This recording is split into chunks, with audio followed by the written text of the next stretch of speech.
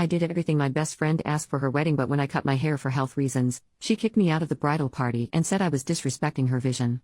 My best friend is getting married this June and I am one of the bridesmaids. Her bridesmaid trip is set for the end of May in Chicago. We will be driving there and it's over 4 days. However, I don't want to attend the trip anymore. We have booked the Airbnb, which was $176 per person, and I paid my portion. Her demands from us for a wedding have gotten out of hand. Her wedding is over 3 days and we have 3 different bridesmaids' dresses which have cost me $700 and it cost $200 to get them altered. Makeup for the weekend is $225 per person and I haven't even gotten my shoes or jewelry. Not to mention she is requiring us to have certain hairstyles which would require hair extensions which would cost me at least $200. Financially, this is becoming too much for me. I know I agreed to be her bridesmaid and I will fulfill my duties during the wedding, however going to Chicago and spending all that money is something I am no longer willing or able to do. I won't be asking back my portion of the Airbnb because that was my contribution I made willingly. I have yet to tell her that I won't be going to Chicago, but am I the jerk for not going? Up until now I have attended and participated in every way as a bridesmaid and been there when she needs me, but the trip is too much. OP makes a new post, 4 months later. Am I wrong for taking my friend to court after she kicked me out of the bridal party for cutting my hair? For my friend's 3-day wedding, I had to buy 3 different dresses, including alterations, and specific shoes which totaled over $700. She also wanted specific hairstyles for each day. Unfortunately, starting in March my hair started to deteriorate. Due to health reasons my hair was falling out in chunks, and in May I made the difficult decision to cut my hair. I told the bride about my decision 2 weeks before the wedding and she didn't say anything bad. The following week, she came over to my house and when she was about to leave, she brought up that she was concerned about my haircut and I told her it would look good even though I wouldn't be in uniform with the other bridesmaids. The following day I received this message. After our recent conversations, I'd like to remind you of my boundaries. I've been very accommodating and graceful, but I can't allow you to disrespect me. As you know, my wedding has been something I've dreamt of for many years. Husband, and I have invested a lot of money into the video and photos of this day, and as we reflect on this day and the further we want to see our vision reflected in the memories. Since I asked each of you to be bridesmaids in 2019, I've been very clearly and very communicative in my request. The timing of your decision to cut your hair and not income in advance is very upsetting to me. I would have felt respected if you had communicated with me more than a week prior to the wedding, so we could have worked together to find a collaborative solution.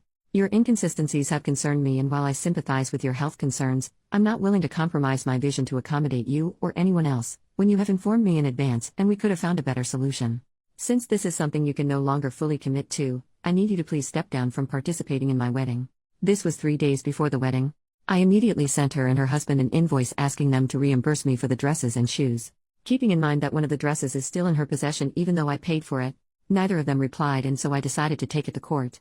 I was told I was inconsistent and selfish after I spent the past 2 weeks helping her plan the wedding shower. I worked with another bridesmaid to surprise her with a bridal shower after our bachelorette trip had to be cancelled. I spent hours helping her out with wedding details. When she asked me to help her tone up before the wedding, I sent her a personalized workout program and even went with her to the gym to show her the ropes.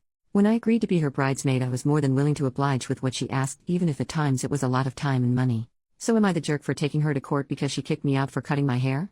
Relevant comments. Commenter: since when is cutting your own hair crossing someone's boundaries? Feels like she wants her bridesmaids to be carbon copies of each other. This girl is going to be a real pickle for her husband. Gonna suck to be him. Good luck on the lawsuit.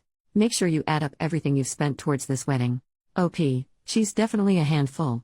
As much as I would love to ask for all the money back, which comes up to almost $2,000, I decided to just ask for the money spent on dresses, dress alterations and shoes because I can't use them for anything, they aren't my style, and selling them will be hard because they've been altered to my body. Commenter number 2. Is your hair much shorter as you said in a comment, or did you buzz your head completely? Are we talking pixie cut or military? Either way, I don't think you're the jerk, but I understand your friend not wanting a literally bald bridesmaid. It's extremely materialistic of her to appreciate looks over your feelings, but if that is who she is, then don't be surprised if she doesn't want a single bald head standing out in her wedding photos. She doesn't care about you. OP, nope, I'm not bald. It's more of a tapered cut. For info, I am black and have coarse hair. Update: 1 year later, this has been a long time coming. I've had a lot of people reach out to me asking what the results of the case have been. Unfortunately, I could no longer post comments on my previous post as well.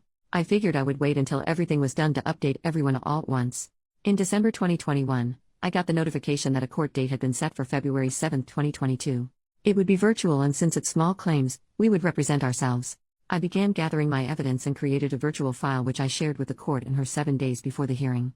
On the day, she did show up. We were given the chance to settle, but that was unsuccessful. When we returned to the hearing, I found out she also had made a virtual file with her evidence but never shared it with me. The court then made her share it, and what a surprise I had. She had copied my entire format for presenting evidence. Keep in mind that this is a format I created. She didn't even have the decency, or brain cells, to make something up herself. The hearing proceeded and we were both given a chance to share our side. I won't go into the details of it, but it took probably 10 to 15 minutes.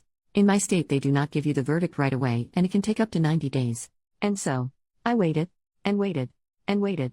Then yesterday, May 5th, almost 90 days after, I got a verdict. I won. She has been ordered to pay me the total of $808.94 for the dresses and shoes. I have to return 2 dresses and shoes I have to her. The verdict goes into effect May 30th. I don't see her appealing it, or fingers crossed she doesn't.